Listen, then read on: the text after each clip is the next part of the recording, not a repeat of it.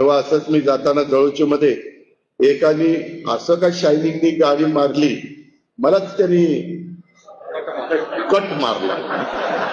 ही गाडी त्यांनी कट मारल्यावर माझं सटकलं. मी माझ्या ड्रायव्हरला म्हणलं चला जे मागे, पण तो गोळीत शिरला. मी पोलिसांना सांगितलं त्याला शोधून आणा. पोलिसांनी आज मला तिथं त्याला दाखवलं, त्याच्याकडे लायसन नाही काही नाही. म्हणलं का रे बा, कशा करता तू असं वागतो, तुझी चूक होती का? होती. का नाही थांबला? मी घाबरलो. तुम्ही मला पकडून पोलीस मला नेतील म्हणून.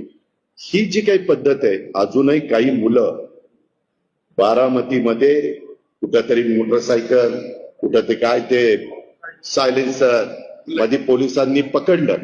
मी पोलिसांना पण सांगतो, तेही ऐकत असतील, त्यांना माझी विनंती आहे, तो कुणाचाही माझ्या जवळचा असो लांबचा असो, तो बारामतीकर असेल किंवा बारामती शहरामध्ये तो नियमाच्या पेक्षा चुकीचं वागत असेल तर त्याला पकडायचं आणि रीतसर जी कार्यवाही असेल ती करायची, त्याला सोडायचं नाही.